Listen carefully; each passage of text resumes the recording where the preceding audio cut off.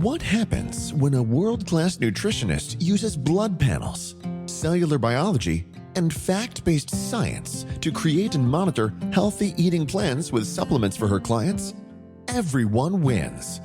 Welcome to Power on Your Plate with Haylie Pomroy, an educational experience that gives you both the actionable and practical tools you can use every day to get your health, weight, and life back on track.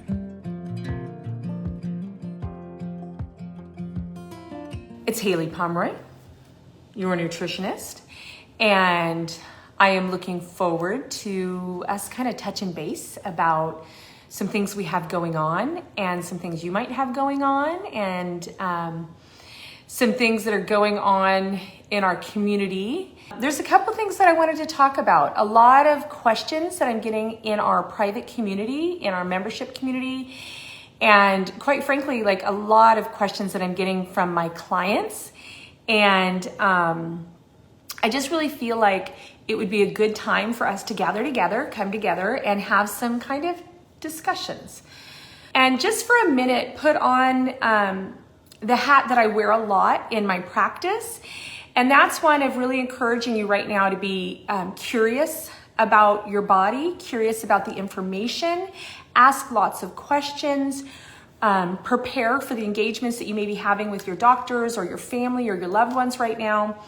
And so I wanted to just kind of talk about a few things. So as you guys know, or as many of you know, we have a lot of virtual and interactive community events. And for 2021, we have made the commitment that we're going to really double down on those events.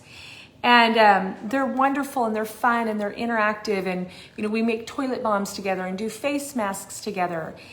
And I think now more than ever, one of the things that we do together, and what I'm hoping we can kind of do together right now, is just like have a really open mind to being in awe of your body, no matter what phase or stage you're in right now, and really looking for subtle cues and being interested in what your body's trying to share and communicate with you. Right now, I'm getting a lot of questions from my clients, from people in the clinical world, from my community, from a lot of the doctors that I consult for, about, to vaccinate, to not to vaccinate, to do vitamins, to not do vitamins, to, what do you wash your hands with? Things that are just really kind of affecting everybody right now, and that we're all being really pushed to maybe the brink or the comfort level of decision making for our own health, for our kids' health, for our family members' health. And so I just wanted to kind of come together and have some conversations. Please feel free to ask me anything here. A lot of times I don't know the answers, but I do have really great relationships through my many years of clinical practice with a lot of people that are pretty darn smart and that will collaborate with me to get answers for you. So I don't always maybe I'm not always the smartest person in the room, but what I can tell you is that I have been through a lot from a health perspective, and I know a lot of things to be true in my health because I went through it, because I lived it, because I live it every day. And so I kind of wanted to broach the subject of the COVID vaccine. And I know a lot of you are going, oh my gosh, there are a lot of really, really strong opinions for and against. People have a lot of strong conviction on both sides. I always admire strong conviction, even if I don't agree with an opinion.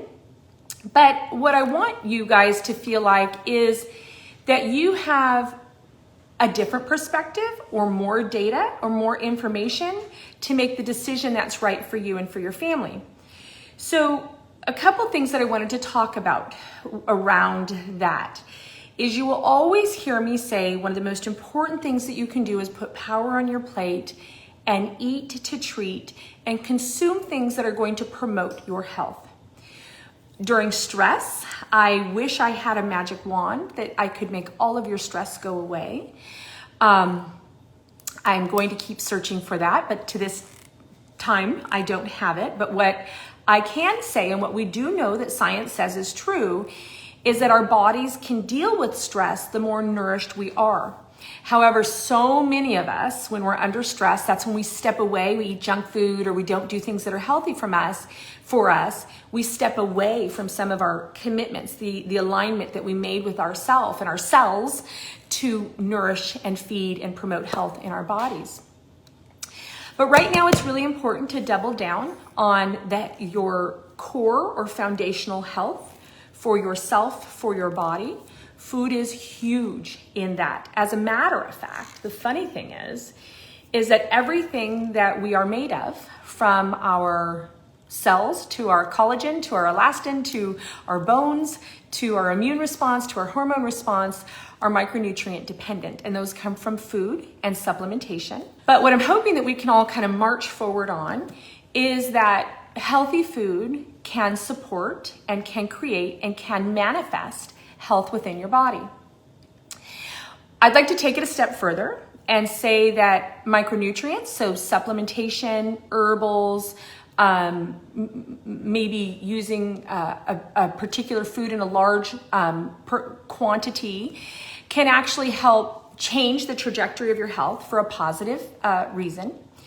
We've had many family members and dear family friends and loved ones that have been affected by COVID right now, and many clients and many community members. And so I want to just see if I can't give you a couple simple little tidbits that I feel with strong conviction. Like I said, I love someone that has strong conviction, but I feel with strong conviction is going to empower you during these times. First and foremost, we've got to double down on our food, okay? Secondly, I've been consuming supplements for myself since I was 2. So needless to say, that was many, many moons ago, and I'm a huge advocate for quality supplementation. So much so that extremely reluctantly, after formulating for many companies, I put my toe into the supplement world myself. When I first started, I did it because I was having a difficult time finding quality supplements that could maintain and evoke the life-saving change that I had for my own body. As many of you know, I have an autoimmune disorder called ITP, and ITP is where your body's platelets will attack themselves. So my platelets, which help you not hemorrhage and have functional clotting, also play a really large role in inflammation in the body and the metabolism. My body will attack its own platelets. And so I was looking for personal success and getting off of prednisone and getting off of, I had gone through Imurin and Cellcept and Mepron, a lot of different medications to try to keep my systemic eczema and my autoimmune disorder under control. So reluctantly, I started formulating for myself and then formulating in the clinic because there were certain things that I just couldn't find. A lot of the basic things like D and zinc, vitamin C, there was a lot of other companies that were doing a really good job with those. So when I first started, I used only really strategic powders and supplementation that were really targeted and really pure to help evoke change in people that were really, really struggling with their health. Since I've been in that world, it's changed drastically in sourcing raw ingredients and the cleanliness of the product that we get. And so reluctantly, again, we started doing a D and a zinc because we found that I couldn't, for myself, my family, my community, my clinic, find anything that was clean and effective. And unfortunately, what happened was a lot of the supplement companies got bought out by a lot of the big pharma companies. It broke my heart. It's very frustrating because when a lot of that acquisition happened, the quality in a lot of companies that I used to love diminished significantly. So we're going to put pins in those two things. We know that food is really important right now. We know that source of supplementation is really important right now. Fortunately, my nephew is out of the hospital, but my nephew was in the hospital. And one thing that I was very happy to see with COVID was that they were administering vitamin D and zinc while he was hospitalized. So guess it has taken a pandemic, this is heartbreaking to say, to get everybody kind of in line with the fact that strategic micronutrients in the form of supplementation can be life-saving. So we're gonna put a pin in that. This is a tough one for me to say. So I'm getting asked a lot about my opinion if someone should take the vaccine or not. And I sit in a really weird spot here because for me, it's not an option. So because of my ITP and the type of vaccine that I have, myself, together with like my hematologist who I love, my internal medicine doc who I love, and a couple of my great friends actually at UCLA have looked at my immune profile and have decided that even if I wanted to, it's not an option for me. So when people ask me like, would you get the vaccine or would you do the vaccine? I have a hard time putting a hat on of not bias input. I use another example. My family, my father, my biological father specifically, had a really significant issue with addiction. And so a lot of times people ask me questions about alcohol or marijuana or other recreational type drugs. My clients will ask me about, what's the good balance? What's the strike balance? I have a lot of history with that, where for me, it had a very significant negative impact on our family. So I have a tendency to be a lot more reserved in those decisions. And I'm noticing that my opinion on the vaccine is really colored right now with the fact that it's not even an option for me.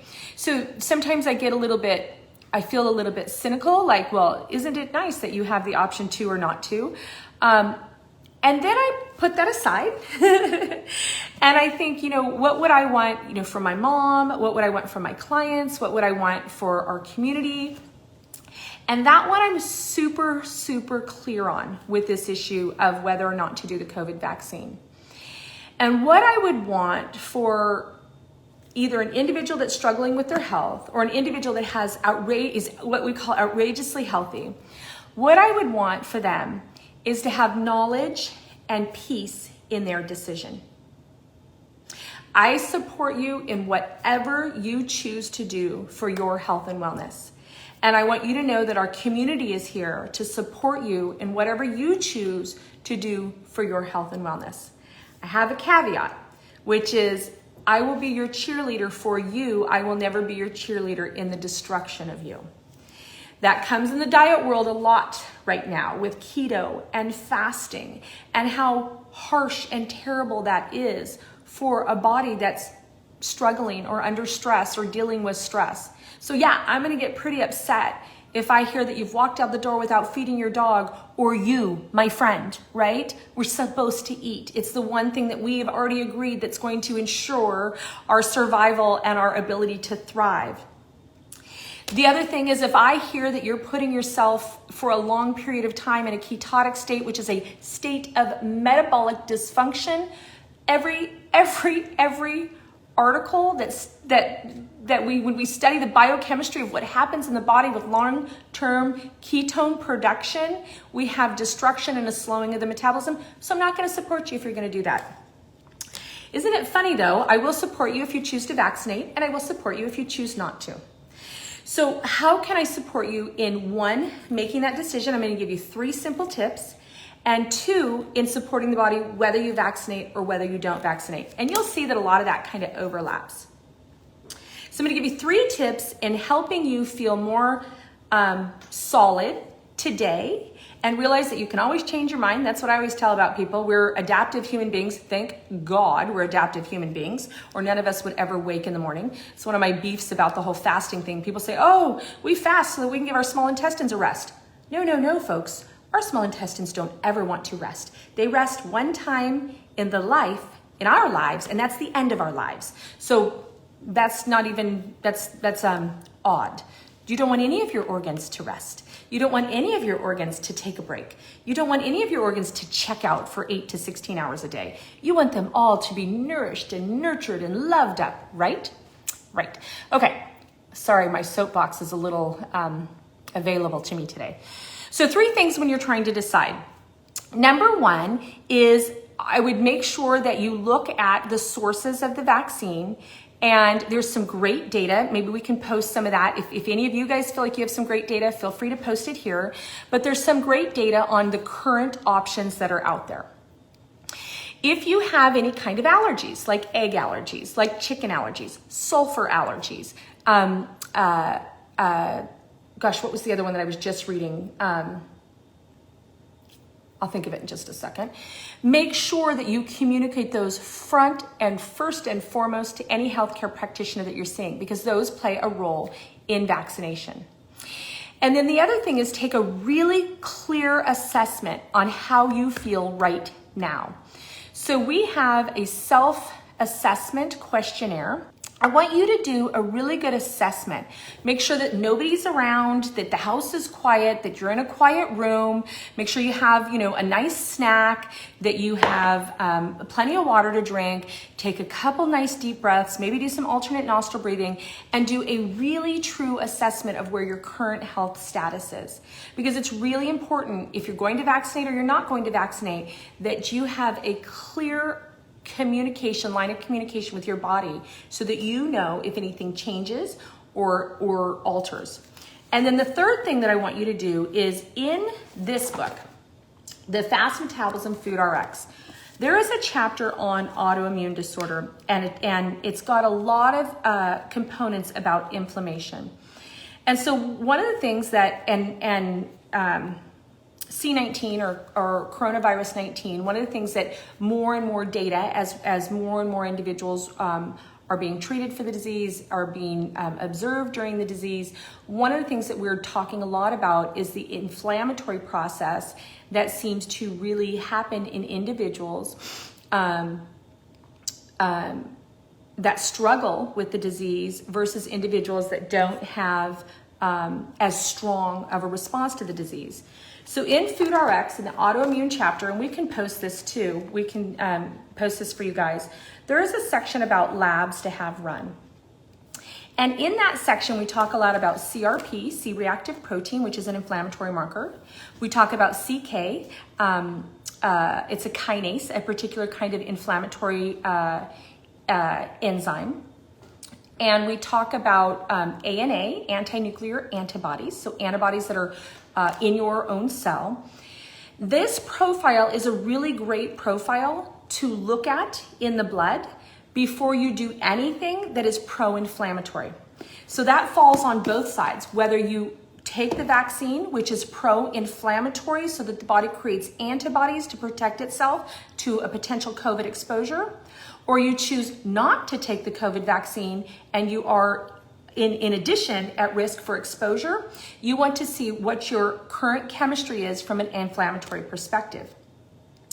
Both ways, we're really seeing, which is cool, a lot of amazing things about taking zinc on both ends of the spectrum. We have zinc-rich foods on the website. We have the best zinc in the entire world on our website, HayliePomroy.com. But there is a component of how the body reacts from an immune perspective and in the autonomic nervous system that having enough readily available zinc seems to be beneficial both in individuals that vaccinate and individuals that choose not to vaccinate. When we look at how to be, we'll get a little bit of nomenclature here and please feel free to chime in. When you vaccinate with this particular vaccine, you're not being administered the virus itself. The majority that's being given, the two of that are being given are what's called an mRNA vaccine. So it gives the genetic sequencing of the genetic code as if the virus came. It infuses into the cell through the messenger RNA, and your body creates antibodies that we can test in the blood and see if there's antibodies as if that virus got there. There's a lot of metal exposure with those. There's a lot of immune catalyst with those. And that's why you want to look at how your body's doing before. So with my clients that are choosing to vaccinate, we're always running these labs ahead of time. We're looking to get their bodies in the best state possible to not go into a pro-inflammatory response. with my clients that are choosing not to vaccinate, we are always running this lab profile on them, and we are preparing and getting their body to not have an out of balance, strong inflammatory response to the virus. Things like essential fatty acids, especially with a vegetarian-based fatty acid that has an omega-3 and 6 ratio. We have those, the metabolism fatty acids. Those are really supportive to help the dignity of the cell wall so that if the body does get exposed to the actual virus, so this would be like communicability, not like in the vaccine. Those fatty acids, there's a lot of research in this particular type of virus that shows that that can help strengthen the cell wall so that the virus doesn't overcome the body and replicate at a really high rate. So those of my clients that are both getting the vaccine and not getting the vaccine, we're really either through labs looking at their lipid levels, or we're using our metabolism fatty acids, which are a food-based, vegan, not fish-based in this situation, guys. There's a time and a place for that, but not fish-based in this situation, food-based fatty acid.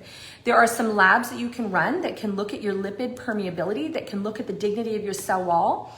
Those labs are also pretty cool to run. Both those labs and the C-reactive protein have a really strong cardiovascular component.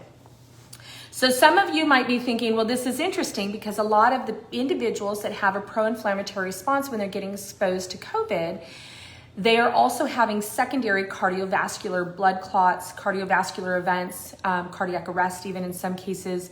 And how is that correlation? That's really where we're seeing a lot of the vitamin D and the lipids or the fatty acid support in the research playing a significant role. So, if you are like me, and you struggle with autoimmune issues, that is a really candid conversation that you want to have not only with a rheumatologist, but with a hematologist. But you want to have that conversation of where are you, where are your markers, what your thyroid peroxidase look like, what your antithyroid antibody looks like, if you have lupus. Really, we want to watch kidney function and really look at what we need to look in your body and monitor and track in your body. So the other thing that I want you to think about is that a lot of people are walking around the world right now using a lot of disinfectants. This is actually one of my favorite ones. This is Dr. Bronner's. We're putting it on our hands. You can see this. This one smells really good. It's lavender. And we're using a lot of disinfectants. Some of them have this is a natural one, but some of them have a lot of very harsh chemicals in them. It's very hard on the liver, can be very pro-inflammatory. A lot of the antibacterial soaps which we're using can really break down our healthy gut bacteria, which puts us in an immune compromised state. So we want to be very careful that we're not using that. I have the Dr. Bronner's hand soap. I have 7th generation hand soap. Those are great ones to think of. When you're using your disinfectant though, realize that this is not as effective as washing your hands with soap. This virus in particular is what they call, it has a lipid layer. So we need to use something like a surfactant, something that will break down that lipid layer because the virus cannot live when that lipid layer is gone. Alcohol, so a lot of these disinfectants can help disintegrate that lipid layer, but nothing does it faster than soap. Hot soapy water. So one of the other tricks that we use in our family is we actually have free and clear, the diaper wipes, right? In your car, at your house, use these because they have a surfactant in them. It is not like a Clorox wipe. We're not looking to put Clorox all over your body or all over your hands, but we're looking to have a small amount of surfactant like what we find in soaps that'll actually help break down that lipid layer when you do have exposure to the virus. So the goal is that you are in the healthiest state possible to either fight the virus effectively, and what is required of that is to keep your inflammation in check, to keep your cell walls strong, to have antivirals readily available on board, and to make sure that you reduce your degree of exposure. So by using hot soapy water, by using diaper wipes, things like that, these little tricks that you can use. You should also look at your immune profile. And so that's why I grabbed this chapter in this book, because you want to know what you're coming to the table with. Whether that is coming to the table to mount a natural immune response to this, whether that is coming to the table to use a vaccine so that you create an antibody response to this, we want to watch this very, very carefully. When individuals do go do the vaccine, clients of mine, we are running these labs prior to the vaccine. We are then running the labs again prior to the second inoculation. And when my clients ask me what's the best protocol for success with that, if we see any inflammation, we use we use the metabolism-free radicals. And what you're looking for this is boswellia and what they call silaxin. They're like white willow bark extract and boswellia, so they're natural anti-inflammatories, but they seem to have, we got like inflammations, this huge cascade. But you want something that's anti-inflammatory that really works on the cytokinins or this particular type of inflammation that the body's response has to this virus. So remember, the virus does not cause the inflammatory response. It's our body that creates the inflammatory response when it is struggling to destroy and get rid of the virus. So we want to try to get rid of the virus with soap, hot soapy water. We want to do things like a lot of my clients are using. I'm a scientist, so sorry guys, say what you want. I'm a big mask proponent. I love you all for your opinion. Please love me for mine. But also we are having individuals, I have a lot of individuals that are extremely immune compromised, and we are doing things like barrier, like almond oil in the nose, and we're rinsing with the metabolism probiotics regularly. So whenever individuals get home, before they go to bed at night, we're having them open capsules of metabolism probiotics, rinsing with those to help promote immune health in the mouth and the mucosa lining with either a sesame oil or an almond oil to help support for that. And then wash your hands. So these kinds of conversations are things that we want to keep going. I want to hear your opinions. I want to hear your questions. We have community events every month. Make sure that you're signed up. But if you're having a hard time kind of getting kick-started, making some decisions for your health, I just want you to know that we're here for you, that we have all kinds of support for you. And we 100% support you being curious. We 100% support you making the best darn decision that you can and feeling like you have access to as much data as you would like. So I just kind of wanted to dip my toe into this conversation. I hope that it's helpful. If you guys want more conversations like this, or if you'd like me to dive a little deeper into some aspect of the conversation, I surely will.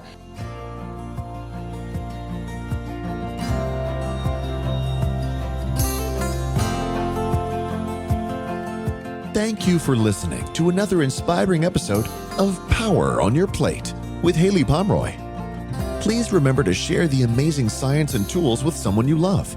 The more we know, the more we all lift our global health together. Visit www.hayliepomroy.com to get notes from today's show and to take your education and health to a new level of success and happiness.